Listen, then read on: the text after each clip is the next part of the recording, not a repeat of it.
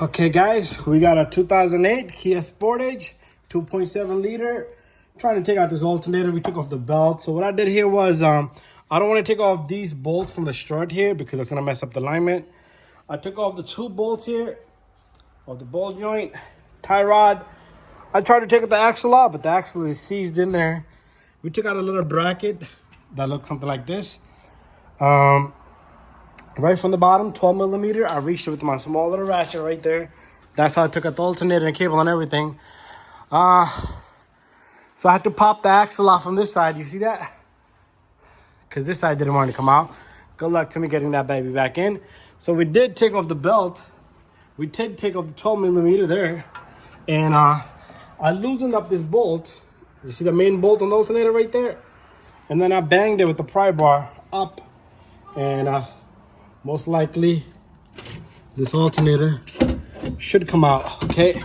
Don't worry, I'm gonna get the axle in, but this is how you're gonna get this alternator out. So again, you got a 12 millimeter on this, and you gotta squeeze the connector here, 2-pin fat connector, squeeze it, and that comes out pretty easy.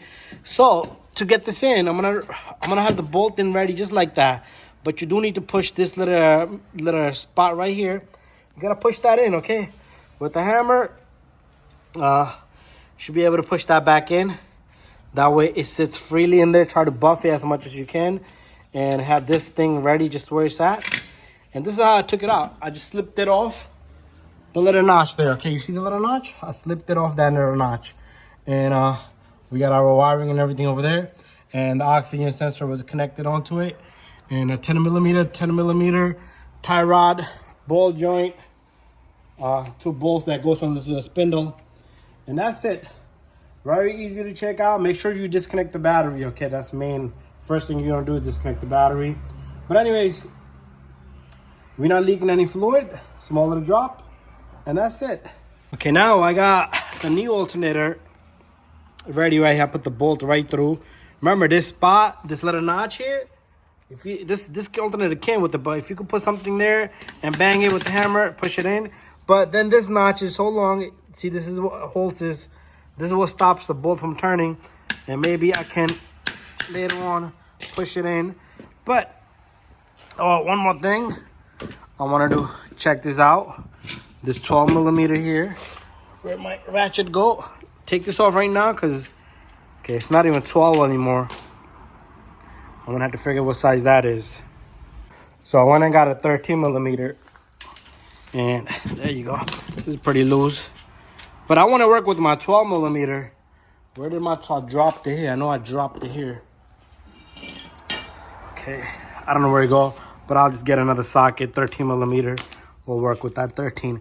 So just to let you know, I took off both of these. I loosened this one up. And I took off the other 12 millimeter over here. And then I kind of turned the alternator as it came down.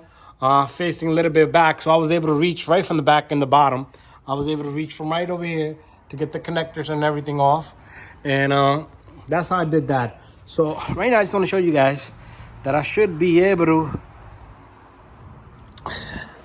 get this guy to sit there and go in there. And there it is. The alternator is back into the housing, but only if I could use both of my hands. But you know me, one-handed cameraman myself. If I could do it with the one hand, guys, even though I did the whole job with both hands, I'm just saying right now, if I could get this alternator with one hand in there, you should be able to do this with both hands. So, guys, that's the farthest I got so far, and I'll get it more further. It shouldn't be that difficult with 2 hands. So just maneuver these power steering lines a little bit and get this baby in there. So that's it, guys. Thank you for watching my video. Don't forget to subscribe, share, and like. Also took out the line for 10 millimeters. My plan was to pull this spindle forward a little bit, but that didn't happen because of this axle. Anyways, good luck to me putting the axle back in. But there you have it. Thank you for watching my video. Okay, guys, I am done. Got to pick out all my tools. So we got to cover that. I forgot to mention that cover. That cover goes right over here. You got 1 bolt, 2 bolt, 3 bolt, and I think it's 4 bolts altogether. 1, 2, 3, 4. Yep. So there's your alternator. The belt is routed on.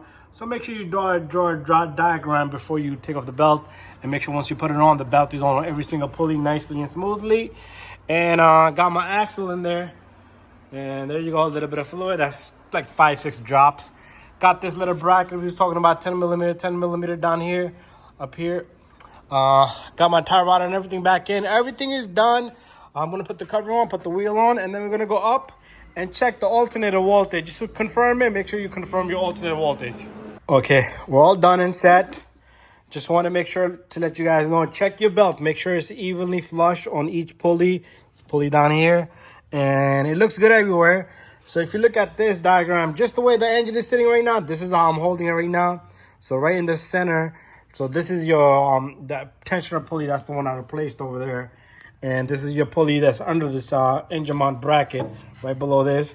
And this is your AC compressor. So tensioner pulley, idler pulley, AC compressor, crank pulley, power steering pump, and an alternator. Just the way I'm holding right now. If you guys need that diagram, there you have it. I would draw it down before anything. So this was the first thing. Before you start doing anything on the alternator, the first thing you want to do is take off one of the cables. So I took off. It doesn't matter positive or negative, whichever is easy for you. So what we're doing here is we are gonna tighten this babies up. And after that, I got my voltmeter ready over there. I'm gonna go inside the vehicle. I'm gonna crank up this car. And we're gonna come back. And what I'm looking for is, I'm looking for anything above 13 plus voltage. Okay, 13, it could be 13, 15, 20. As long as it's above 13 voltage. And what I'm gonna do is I'm gonna go inside. I'm gonna take off my glove here. I'm gonna put my camera right here for now. And taking off the other glove. So just wanna go inside, crank the vehicle. And there we have it. I already told the customer, if they got radio codes, I'm not responsible for. So we're gonna put this on DC. What I wanna do is with one hand, I'm gonna try to put positive on positive. Even if I could attach it here and leave it there, that'd be good enough there. There you go, we got a 14.42, perfect. Anything above 13, but it can't be 15, 16 volts either. That's too much, okay? Usually it's in the range of 14, 13. Above 13 is perfect. Anyways, guys, make sure you check your belt. It's spinning good perfectly and everything is nice and smooth. Thank you for watching my video. Don't forget to subscribe, share, and like. Again, 2008 Kia Sportage 2.7. This is a V6 engine. Thank you for watching.